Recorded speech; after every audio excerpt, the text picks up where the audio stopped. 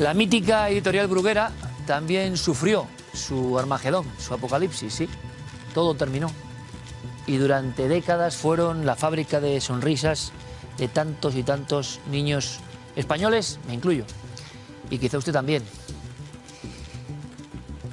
Hace poco hablábamos de Francisco Ibáñez y de mi indignación nada disimulada de cómo a este gran estajanovista de la historieta, gran genio, no le dieron el premio Princesa de Asturias.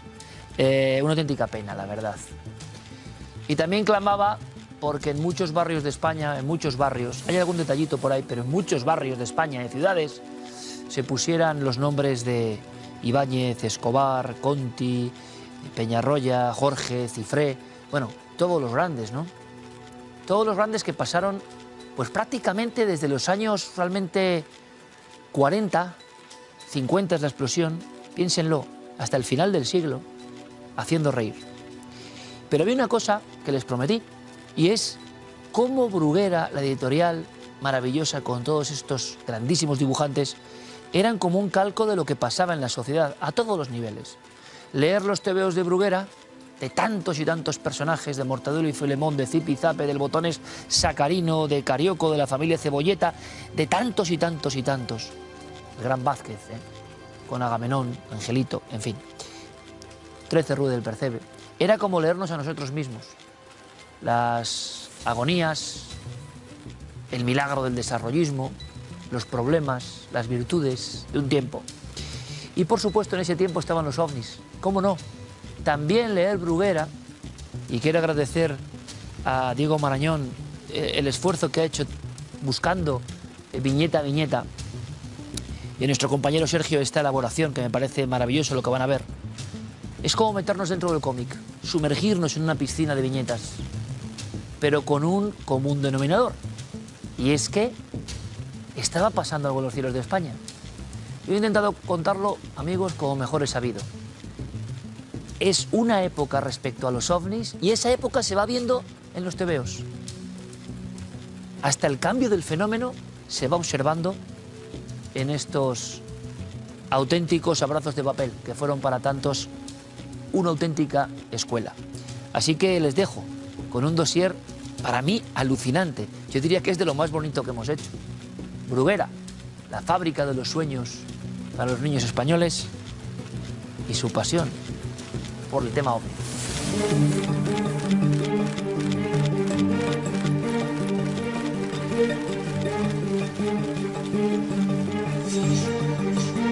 Pues sí, queridos amigos, el genial Francisco Ibáñez, uno de los pilares de la editorial Bruguera, hizo que Mortadelo y Filemón se dieran de bruces con el enigma extraterrestre. Los invasores, en su versión más popular, esperaban agazapados o tenían violentos lances con los humanos. Digamos que la diplomacia brillaba por su ausencia.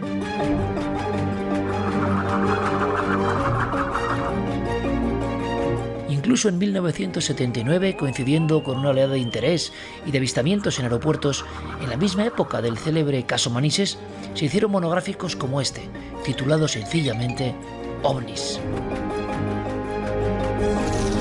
Pero en esta santa casa, que tantos millones de sonrisas nos regaló durante generaciones, la fiebre venía de mucho antes. Aquí vimos al Sin Par Rompetechos en 1966. Un platillo de forma canónica con su peculiar humanoide invade su hogar. Quedaban 20 años para hablar de los célebres visitantes de dormitorio. Y es que Ibáñez siempre fue, ante todo, un Julio Verne del lápiz y la tinta china, un profeta de la viñeta que se adelantaba a su época. Hasta el vecindario más célebre de las páginas de Bruguera tuvo su episodio de asedio ovni cual calco del suceso de Kelly Hawksbill. Era la década mágica del fenómeno, y en estas ventanas coloreadas asomaba casi la certeza de que exploradores de otro mundo podían llegar hasta tu casa, hasta la mía, hasta la casa de cualquiera. Atrasando las manillas del reloj, cuando apenas se habían publicado libros sobre el tema y solo resaltaba como guía el Objetos desconocidos en el cielo de Antonio Rivera, observamos cómo Bruguera y sus dibujantes estaban muy atentos a lo que se decía en la calle. El reporter Tribulete, ese curioso errante que siempre buscaba la noticia, creado por el genial Cifré, se topa con ellos en un temprano amanecer de 1961.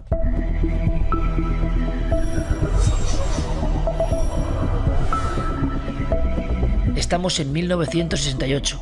Es la época de la gran oleada ibérica, de portadas de la prensa con multitudes señalando al cielo bajo el lema "Todo Madrid lo vio". Chicho Ibáñez Serrador hace una historia para no dormir llamada La Alarma, sobre la llegada de seres de otro mundo a España.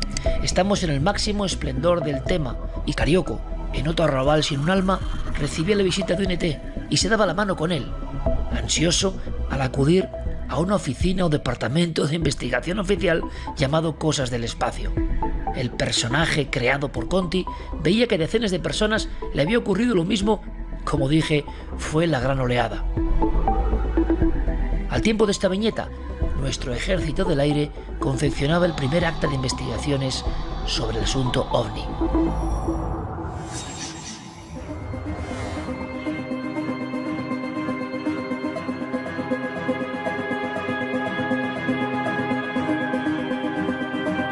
...1976 fue llamado el año de los humanoides, por la cantidad de avistamientos de los que en cuarto milenio hemos dado buena cuenta. Escalante, Mañeru, Galdar... Quedaba más de un año para el estreno de Encuentros en la tercera fase, pero RAF ya hacía su peculiar clasificación de entidades tal y como había realizado el investigador brasileño Jader Pereira. Nunca la ufología y el tebeo estuvieron tan cerca. Segis y Olivio eran traperos, hoy sería impensable, pero así los creó Rovira en 1971. Nada era entonces incorrecto y el cómic era lo que tenía que ser, un espejo de la realidad. Ellos, entre chatarra y refugios bajo el puente, también observaban las extrañas naves imposibles. El autor mostraba un conocimiento absoluto en ufología, reproduciendo directamente de las revistas europeas especializadas los modelos a imitar. El resultado es sorprendente.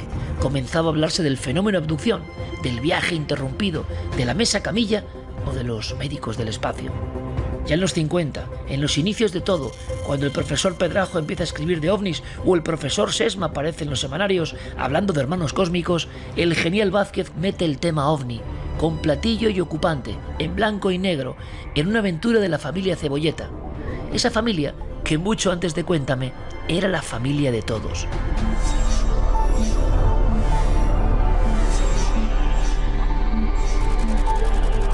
Treinta años después, llegaba la crisis. Bruguera no sobrevivirá. Aquellos estajanovistas del lápiz vieron como su época de oro llegaba al fin. Su suerte corría paralela del fenómeno ovni que languidecía drásticamente desde 1981. En 1985, al mismo tiempo de unos polémicos sucesos de supuesto rapto en bosques de la provincia de Barcelona, Escobar, catalán de pro e interesado en estos asuntos, refleja a sus hijos, los inolvidables Zipi y Zape, siendo secuestrados por extraños seres que bajaban de una nave espacial.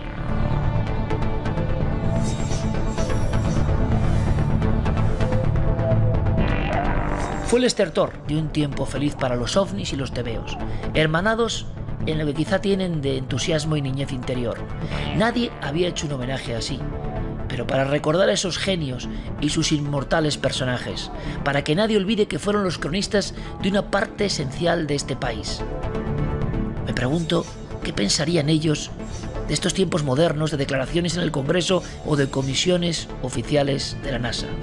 Sin duda estarían afinando el lápiz y preparando la hoja en blanco para darnos otra lección de honesto arte popular. Por eso, la nave del misterio y todos los milenarios le rendimos este sentido homenaje. Gracias por tanto, maestros de la risa y el enigma. Gracias, amigos de Bruguera.